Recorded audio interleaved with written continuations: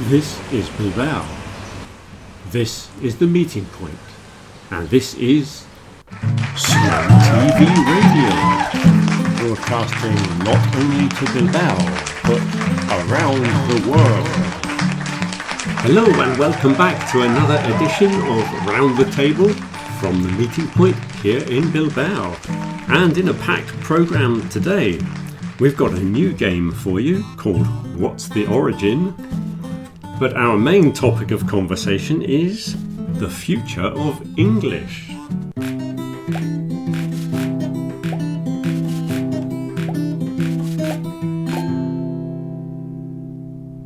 Let's discuss English as a world language then.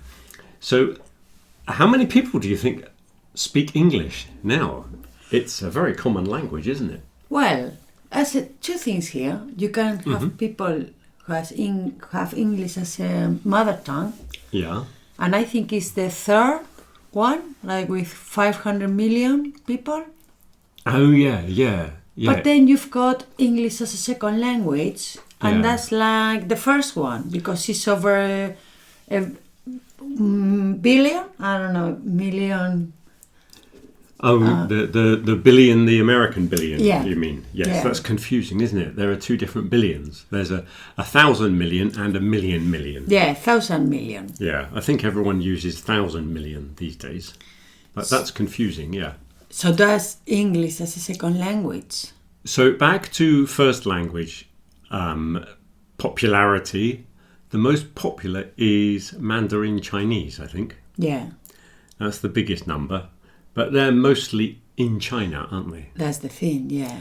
And then I guess Spanish is a little bit above English, isn't it? It's a very similar number. Yeah. But that's like most of South America as well, isn't it? Yeah. Plus Spain, plus even the people in the United States. There's a lot of people in the United States that have Mexican origins. A first language. Well, for a lot of people that are new immigrants, if you look at population figures in the United States, this century, the vast majority of people have come from Mexico. If you look at the historic immigration, 100 years ago, there were lots of people from Ireland, for example. 150 years ago. There was lots of Irish immigration and British immigration back at the beginning. You had all the Germans that went over and that. But if you look at the statistics for the last 20 years or so, the vast majority have been Mexican and very large numbers as well. Yeah. So there's probably quite a few people in America that speak English as a second language rather than a first. Yeah. I see what you mean. Especially in the southern places, California and Texas and places like that. Yeah. New Mexico. So anyway, as a second language, it's a huge amount of people. Like anywhere in the world, you can talk to someone if you speak English. Well, that's really why people are learning, isn't it? It's not because they want to talk to me. They want to talk to the rest of the world. English people are not as important as sometimes we like to think we are, but no. So L1, mother tongue language, first language people, and L2, as we shall refer to them in the future, L2, people having English as a second language. Yeah, I can't remember the statistics, but it's a huge number of people in the world who can speak English to a certain level. Yeah. And hopefully they'll be listening to us now, all those billions of people around the world. They're all listening to our conversation. So what's the difference then when you are learning English, do you think? Do you have to take into consideration whether you want to talk to English-speaking people or the rest of the world? I think there's a preconceived notion or an antiquated notion that the English-speaking people have the correct form and everybody should emulate the English way of doing things. And I think that's a bit old-fashioned now. Yeah. Because if you look at the number of native L1 speakers, like we said, it's quite a small number compared to the number of second language speakers. And then you've got Australian English and American English and Canadian, and the English is quite a small percentage of the native speakers, Yeah. and the form that most people are taught is really sort of Oxford Cambridge received pronunciation, the old what used to be BBC English, which is even a tiny part of what is English, Yeah, really. that's true. So I don't think that notion of that one being the correct form, I don't think that stands in the modern world. I think we have to quite get by that. powerful, though, isn't it? Yeah, well, the Cambridge exam systems and things like that, and people look at Oxford and Cambridge, and if they're clever people, no doubt, no doubt they are.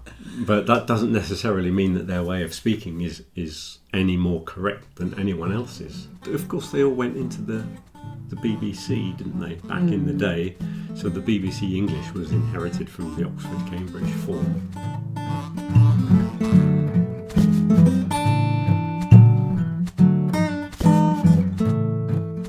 But yeah, there are lots of ways of speaking English, and obviously in the last century the American English was a lot more powerful in the world, Yeah. even with its influence on British English, because we tend to watch a lot of American films and TV series and listen to the music, whereas the number of TV programs and films that we export to America is quite small by comparison, even though they like our music, of course. Yeah, but I think young people today are more used to American English. Yeah. Yeah. So what's your view of which is easier to understand? Because I've heard different theories from different people. Well, for me, it's British. But I think it's because I'm used to British. Because I'm with you and we listen to the BBC and we watch more British programs than American. So sometimes for me, American is a bit difficult, right? Yeah. I find it difficult when we're watching some of these crime investigation programs. They do seem to mumble a bit, don't they? Yeah. I think it's because, like we were saying the other day when we were talking about what types of programs to watch, you tend to get more exposure of the more correct forms of English, like that received pronunciation type of English, the BBC style, where you don't get a lot of Brummies from Birmingham and Geordies from Newcastle on TV programs and in films. People don't really know what that sounds like. So when they say British English is easier to understand, quite often it's one form of British English that they're referring to. Yeah. But if they met a Geordie, like Yeah. when I first met Geordies, I didn't know what they were talking about, and they're supposed to be from the same country as me. Yeah. Well, what about in Devon? That's not easy either, is it? There are Sometimes. some Devonian people that seem to have their own form of language, yeah.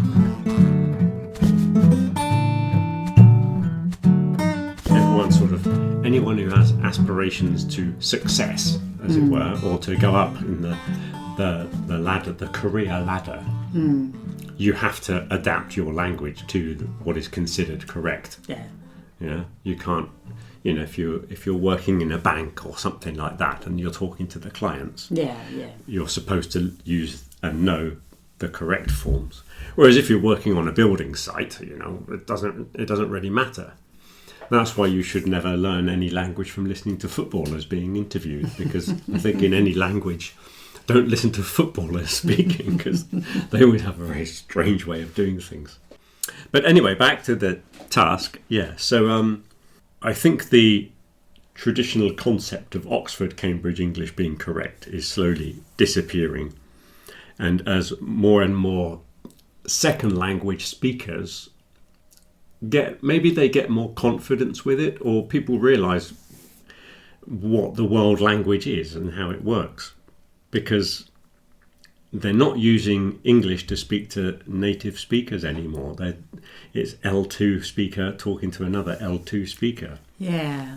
And it's just like we said the other day, it's communication, isn't it? So if you get to communicate and make you understand with someone else, that's the point. Yeah. So what do you think the effect would be then if you have English as the world language and there's less and less importance given to the traditional Oxford-Cambridge style, what do you think will happen to the language? I think it will be like simplified, if you can say that. So I think it will make it, it'll be easier for people to talk. Yeah.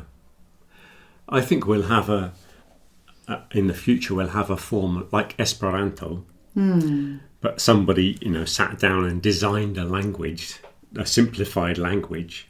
I think that will happen naturally through evolution. Yeah. As the language is used more by second language people, all the complicated bits will slowly be removed. Not by anyone intentionally doing it. Yeah. It's just be a natural evolution of language that if our prepositions are really crazy to other people to understand how we use prepositions, because they do seem a bit random, Yeah. maybe they'll just be a simplified form and we'll just use not one preposition for everything, but Yeah. Yeah, I guess it'll be something like that. Anyway, when you talk, like, unless the preposition is important, it's not, no, it doesn't really... no, it doesn't carry much stress in the sentence normally, no. So, But it can change the meaning sometimes because we have phrasal verbs, really. But then maybe phrasal verbs will disappear because it depends how common something is in other languages. Because apparently, if you speak German, Germans don't have a problem with phrasal verbs because they've got similar kind of things that they do because it's another Germanic language. yeah. They might not have phrasal verbs, but they've got other structures which are kind of similar. So they don't have that problem, apparently. But Right. it's funny you mentioned that because I know it's a Germanic language, but don't they have like really long words in German? Whereas in Yeah. English they are like really short. Yeah, but we have combinations of small words, don't we? All the Germans do is they just put them together. Well, yeah. It's a that's long true, word, yeah. but it's made of like 3 or 4 little words, and they just Yeah. don't put spaces in between, do they? Yeah, okay, yeah. But if you think about it, we use a sentence to say, I don't know, the man who is in charge of the office or something like that. Yeah. They just stick it together and make it into one word. Yeah, yeah. So, apparently they don't mind phrasal verbs as much as people in Spain do. So maybe if the majority of languages in the world don't have structures like phrasal verbs, then maybe that will disappear from the form of English that is used globally.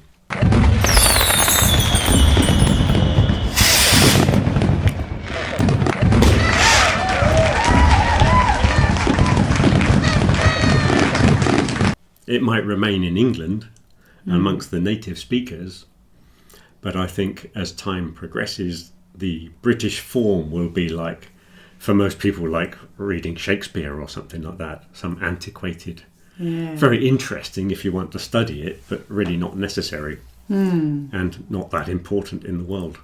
Yeah, yeah. And there has been, I've read reports that some of the language that young people in England use now is influenced by other languages around the world because they spend more time online in chat rooms talking to other kids who are using it as a second language. They spend more time doing that than talking to their parents. Yeah. So normally you get the language from your parents. You sort of imitate what you hear. Yeah. But now, if in the past, like I was saying about those people that live in small villages who have very strong accents, it's because they imitate what they hear. Yeah. If you're exposed to other ways, if you go away to university, you're exposed to all the different accents from around the country. So you start picking up other bits or losing the things that make your way of speaking peculiar. But then if you spend a lot of time in an online chat room and you're communicating with Italians and Spanish and Germans and Chinese or whoever else there is in the world in that chat room, if they're all using these grammatical structures, you're going to start imitating it, aren't Yeah, you? that's very interesting, Yeah. isn't it? Yeah. So when people here say, it depends of, don't they? Yeah, Everyone yeah. here says it depends of because it's a Spanglish thing. And I say, no, it depends on. But I think eventually if everyone keeps saying it depends of, I think we're going to change eventually. Yeah. Didn't it happen as well with a preposition that people used to say Yeah. on the weekend? Oh, or- on the weekend is a new one, yeah. I was always telling people to say at the weekend, because that's always been the preposition. Yeah, But now on the weekend has taken over, yeah. yeah. I don't know how that change came about, if it was an outside influence from other languages. But the Well- preposition changed, yeah. But the thing is, languages are always like in evolution, aren't they? They're not the static things. So Yeah. And they're influenced by each other.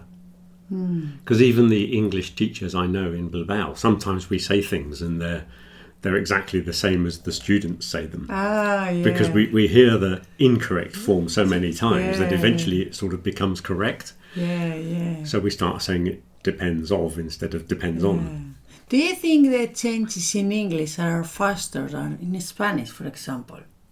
Because here we've got the academy, and Yeah. they make the rules, so everything I think is slower. Whereas in English, it's just people using the language.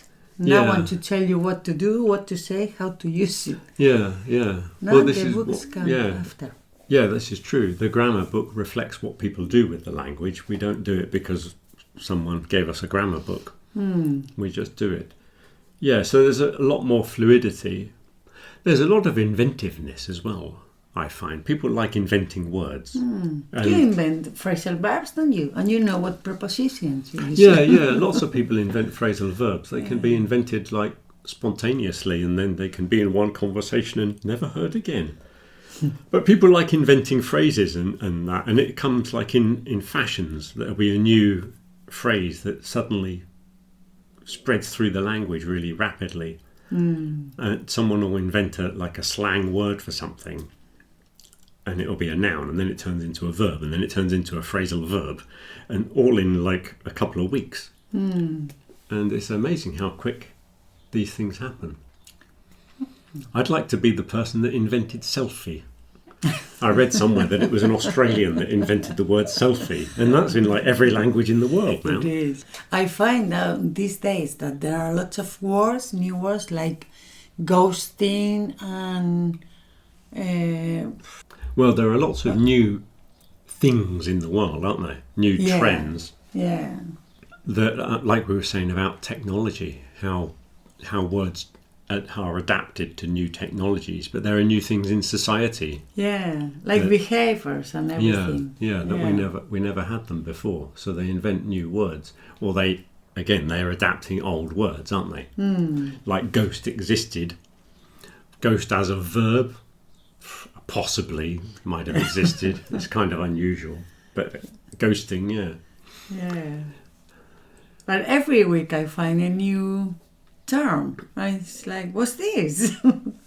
There's also another thing is that English gives a lot of words to other languages. But if you look at the history of English, most of it, in fact all of English, is words that have been taken from other languages. It's a big mixture.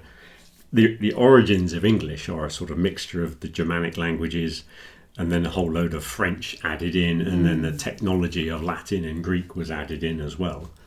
But still, English has picked up words from Indian and Chinese and North American indigenous languages, a little bit of Australian and African languages thrown in there. Maybe we can play a game. What's the origin of this one? What, do you want to play that now? Yeah, Okay. shall we? Okay. So do you have to do a new... A jingle? Yeah, for what's the origin? Oh, okay then. So, let's have a game of What's the Origin? then. So, Are you going to ask the question? yes, Okay, then. I have some words here for you. Okay. So, bungalow. Do you Yeah. have the word bungalow? Yeah. Bungalow. Bungalow in English is not the same as bungalow in Spanish. You think it's a house made of wood, don't you, in Spanish? Yeah. For us, it's a house that only has one floor, so it's got no upstairs, just one level. Okay. And apparently it's in the style of Bengal. So the beginning of bungalow is some reference to Bengal. So it's from the whatever the indigenous language in India is around the area of Bengal. Ah, okay. Or maybe it's not. Maybe it's not from there, because if it's in the, they wouldn't have a name for in the style of Bengal, would they? Yeah. But it comes from India anyway. I don't know which Indian language it comes from. Okay. Maybe somebody listening knows more details. But it's a word that came back from India. Very good. What about talking about India? Yeah. What about curry? Curry, yes. That's a very interesting Indian word, yes. Now, I know this one. This is actually from right down south. This is a Tamil word. It comes from the Tamil language of the southern tip of India. And it's not really curry, it's like kiri or curry, or it's kind of similar, and that's just our pronunciation. So the word has changed a bit as it went from one language to another. But that's also Indian, from right down south. I know the precise location of that one. Oh, very good. What about this expression, chop chop? What, to go faster? Yeah. Chop, chop. Chop chop. Chop, chop. I think that, I guess it's from Hong Kong, so it will be Mandarin Chinese or something like that. But it's an expression it's probably nothing like that in the original language. Yeah. But it was something they used around the ports to tell people to go faster. Sounds like go faster, doesn't it? It does, yeah. My father used to say that quite a lot. Yeah. When we were late for school. Chop, chop! Get your shoes on. Yeah. And so it's of a Chinese origin, but I don't know what the original Chinese word would have been. But they say it comes from Hong Kong, apparently. Very good. What about, I don't know if we discussed this the other day, blizzard? Blizzard, yeah, that came up. We were talking about different types of snow, weren't we? The snow vocabulary. Yeah, that's North American Algonquian, or whatever the language is there. I think it's Algonquian, or it could be Inuit, I'm not sure. But North American indigenous languages gave us blizzards. We would just call it a snowstorm before we had that word, but blizzard is a wonderful word. I like it. Just sounds good, doesn't it? Blizzard. It does. Blizzard. And the last one is, well, I think we know it here is a trademark, Billabong. Oh, the clothing brand, yeah. Yeah. Billabong. I guess it was surfing clothes originally. If it's exported from Australia, and if you go to Australia, I believe it's a geographical feature, and I think it's a river that doesn't flow all year. I think during certain seasons, there's a river, and then at other times of year, it either dries up or it becomes like long, separated lakes along the course of where the river should be. Yeah. But it doesn't flow all through the year. It sort of stops because there's not enough rain. And that's what a billabong is. I know that because there's a song about the swag man who sat by the billabong. And I remember singing it at school. And the teacher explaining what the billabong was. Oh. Yeah. Very good. Very good. Very interesting. And another one, maybe I'll have to do it on interesting word, is junkie. Junkies and Yankees. Oh, yeah. Yeah, I'll do that as an interesting word.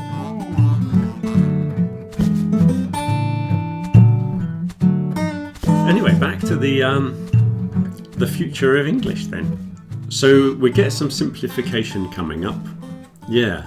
And then we've also, the simplification will come about because there's this thing about the L1 speakers who are talking to L2 speakers.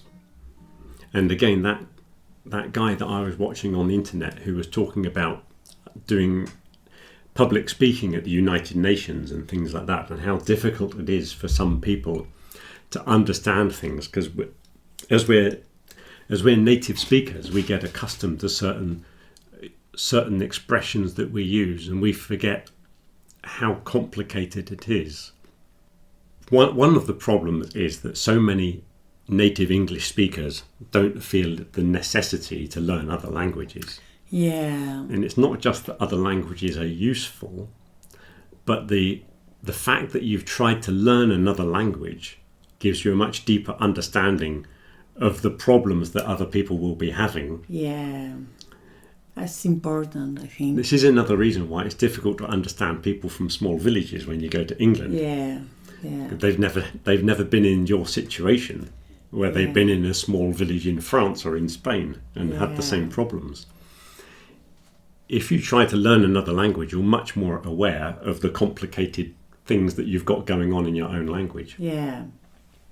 It's not that they are not trying or it's they don't understand, isn't it? Yeah, I think that's what it is, yeah.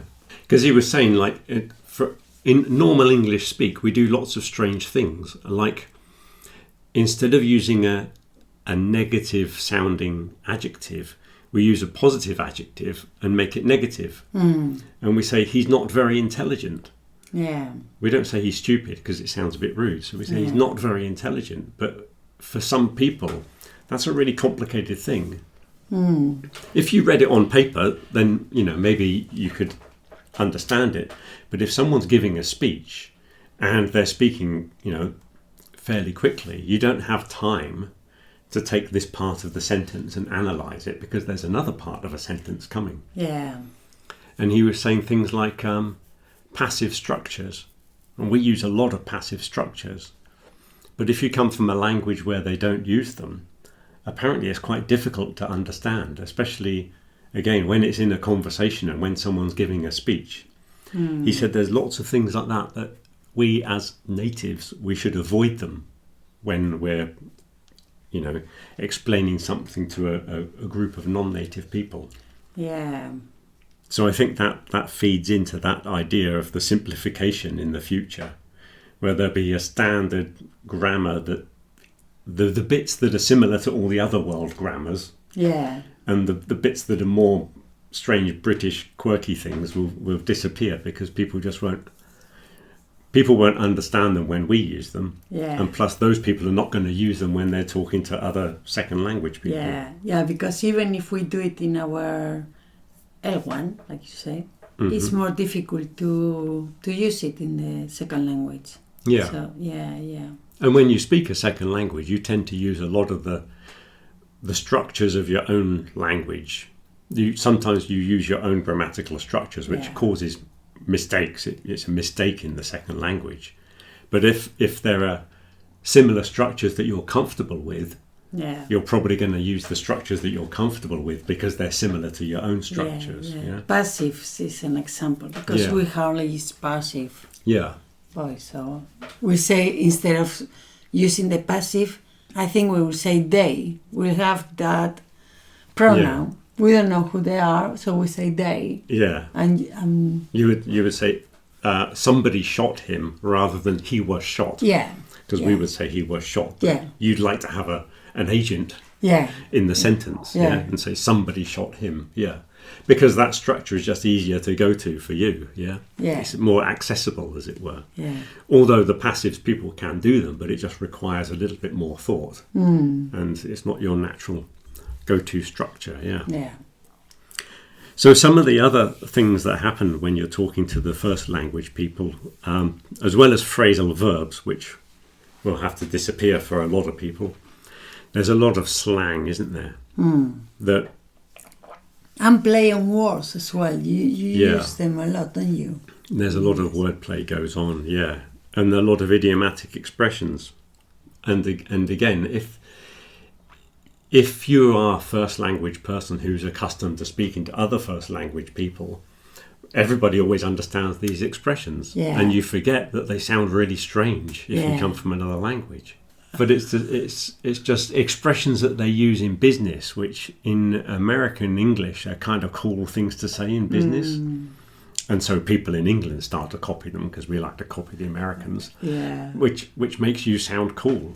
But then if you're saying it and you're in a meeting with a load of French people and Italian people, they're going to think, what's he talking about? It's not going to make any sense. So we've got all those idiomatic expressions, which, even though a lot of idiomatic expressions do correspond to other expressions in other languages, sometimes they're a bit weird, especially when there's like lots of sporting expressions and things like that. Like we use kick off quite a lot to start something, especially meetings. And if you say to someone, "Oh right, we'll kick off at 3 o'clock," they might not know that you're referring to like the meeting starts at 3 o'clock. Yeah. That comes from football, by the way.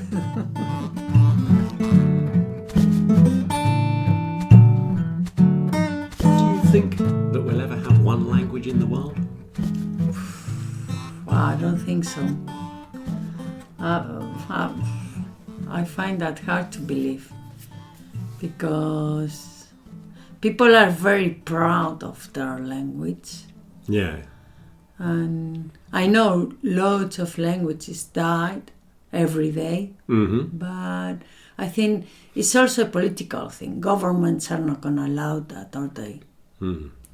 They'll invest more money or whatever to keep the language alive. Yeah. But I think, as it is now, English will be there for a long, long time as the international language, the lingua franca. Yeah, and I think English words will continue to go into all the other languages as they do at the moment. Yeah. And I think English will continue to take words from other languages as well. Yeah. But I think it'd be really boring if it was only one language anyway. I don't think the human species will survive long enough.